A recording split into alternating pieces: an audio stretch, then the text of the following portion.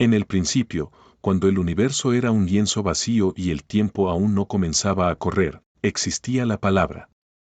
No era una palabra cualquiera, sino una que resonaba en la eternidad, llena de poder y luz. Era la voz de Dios, el Verbo, que estaba con él y era él. Todo lo que existe fue creado por esa palabra, los cielos, las estrellas, los mares y la tierra. Y en medio de esa creación perfecta, la luz brilló en las tinieblas, pero las tinieblas no la comprendieron. En un pequeño pueblo de Judea, llamado Belén, esa luz se hizo carne. Nació un niño, enviado por Dios, cuyo nombre sería Juan. No era el Mesías, pero vino a preparar el camino para él. Juan era un hombre rudo, vestido con pieles de camello, que vivía en el desierto y proclamaba un mensaje urgente: arrepentíos, porque el reino de los cielos se ha acercado. La gente acudía a él desde todas partes, confesando sus pecados y siendo bautizados en el río Jordán. Entre la multitud, un día apareció alguien diferente. Era Jesús de Nazaret, el Hijo de Dios, el Verbo hecho carne. Juan lo reconoció de inmediato y exclamó: «He aquí el Cordero de Dios, que quita el pecado del mundo». Jesús se acercó al agua y le pidió a Juan que lo bautizara. Aunque Juan se resistía, sabía que era necesario cumplir toda justicia. Cuando Jesús salió del agua, los cielos se abrieron y el Espíritu de Dios descendió como una paloma sobre él. Una voz tronó desde el cielo: «Este es mi Hijo amado, en quien tengo complacencia». El mundo nunca volvería a ser el mismo. La luz había venido, y las tinieblas no podrían extinguirla. Pero esta era solo el comienzo de una historia que cambiaría la historia de la humanidad para siempre. Después de su bautismo, Jesús comenzó a reunir a sus primeros discípulos. Andrés y Pedro, dos pescadores del mar de Galilea, fueron los primeros en seguirlo. Luego se unieron Felipe y Natanael, quien al principio dudaba: ¿de Nazaret puede salir algo bueno? Pero cuando conoció a Jesús, exclamó: «Rabí, tú eres el Hijo de Dios, el Rey de Israel». Jesús los llevó a una boda en Caná de Galilea. Era una celebración llena de alegría, pero de pronto ocurrió algo inesperado: el vino se acabó. En aquella cultura, esto era una gran vergüenza para la familia. María, la madre de Jesús, se acercó a él y le dijo: «No tienen vino». Jesús respondió: «Mujer, ¿qué tiene que ver esto conmigo? Mi hora no ha llegado aún». Pero María, confiando en su Hijo, les dijo a los sirvientes: «Haced todo lo que Él os diga». Jesús señaló 6 tinajas de piedra, usadas para las purificaciones rituales, y les ordenó a los sirvientes que las llenaran de agua.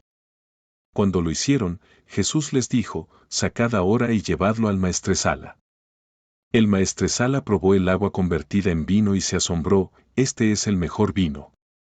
Nadie sabía de dónde había salido, pero los discípulos lo vieron y creyeron en él. Este fue el primer milagro de Jesús, una señal que revelaba su gloria. No solo demostraba su poder sobre la naturaleza, sino también su deseo de traer gozo y abundancia a la vida de las personas. Sin embargo, este milagro era solo el preludio de algo mucho más grande que estaba por venir. Jesús comenzó a ganar fama por sus milagros y enseñanzas. La gente hablaba de él en todas partes, y muchos se preguntaban si era el Mesías prometido. Entre los curiosos había un fariseo llamado Nicodemo, un líder religioso respetado. Pero Nicodemo no quería ser visto con Jesús, así que fue a visitarlo de noche, bajo la luz de las lámparas. Nicodemo le dijo: «Rabí, sabemos que has venido de Dios como maestro, porque nadie puede hacer estas señales que tú haces si no está Dios con él». Jesús, mirándolo con compasión, respondió: de cierto te digo que el que no nace de nuevo no puede ver el reino de Dios». Nicodemo estaba confundido. ¿Cómo puede un hombre nacer siendo viejo?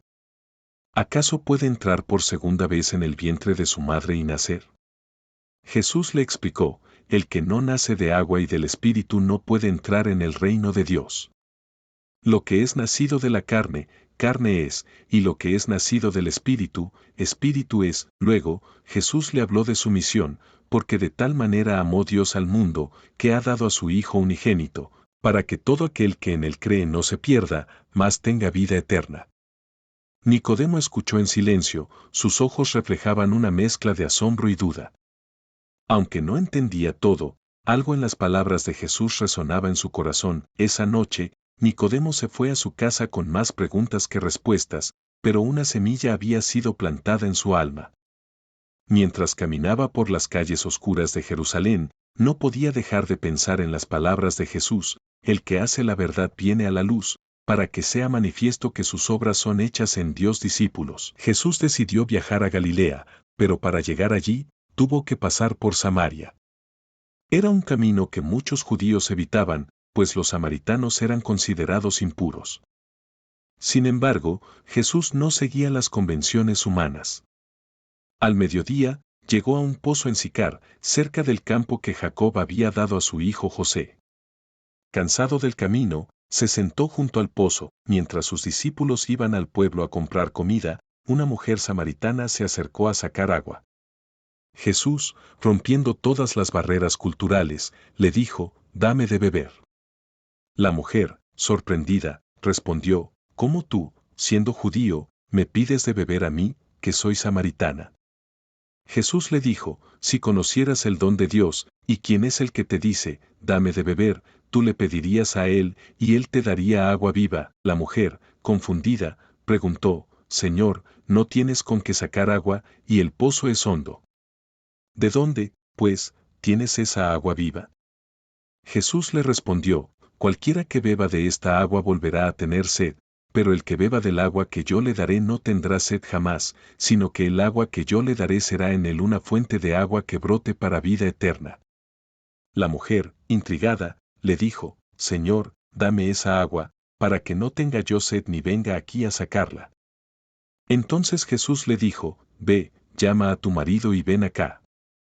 La mujer respondió: «No tengo marido». Jesús le dijo: «Bien has dicho, no tengo marido, porque 5 maridos has tenido, y el que ahora tienes no es tu marido». La mujer, impactada por la revelación, exclamó: «Señor, me parece que tú eres profeta». Y entonces comenzó a hablarle de las diferencias religiosas entre judíos y samaritanos. Jesús le dijo: «Mujer, créeme, la hora viene cuando ni en este monte ni en Jerusalén adoraréis al Padre. Dios es espíritu, y los que le adoran, en espíritu y en verdad es necesario que adoren». La mujer, con el corazón agitado, dejó su cántaro y corrió al pueblo, diciendo a todos: «Venid». Mientras la mujer samaritana corría al pueblo para contar su encuentro con Jesús, los discípulos regresaron con la comida. Al ver a Jesús hablando con una mujer samaritana, se sorprendieron, pero ninguno se atrevió a preguntarle por qué lo hacía. Le ofrecieron comida, pero Jesús les dijo: «Yo tengo una comida que comer que vosotros no sabéis». Los discípulos, confundidos, se preguntaban entre sí: ¿le habrá traído a alguien de comer? Jesús, leyendo sus pensamientos, les explicó: «Mi comida es que haga la voluntad del que me envió y que acabe su obra». Luego, señalando los campos que los rodeaban, les dijo: «¿No decís vosotros, todavía faltan 4 meses para la siega? He aquí os digo, alzad vuestros ojos y mirad los campos, porque ya están blancos para la siega». Jesús les estaba mostrando que la gente de Samaria, como la mujer y los que venían del pueblo, estaban listos para recibir el mensaje del reino de Dios. En ese momento, los samaritanos comenzaron a llegar al pozo, atraídos por el testimonio de la mujer. Muchos creyeron en Jesús por lo que ella les había dicho, pero otros querían escucharlo por sí mismos. Jesús se quedó con ellos 2 días, enseñándoles y revelándoles la verdad. Al final, muchos más creyeron y decían a la mujer: «Ya no creemos solamente por tu dicho, porque nosotros mismos hemos oído y sabemos que verdaderamente este es el Salvador del mundo, el Cristo». Este encuentro en Samaria marcó un momento crucial en el ministerio de Jesús. No solo demostró que su mensaje era para todos, judíos y samaritanos por igual, sino que también reveló el poder transformador de la verdad. La mujer que había llegado al pozo con vergüenza y soledad ahora era una mensajera de esperanza para todo su pueblo.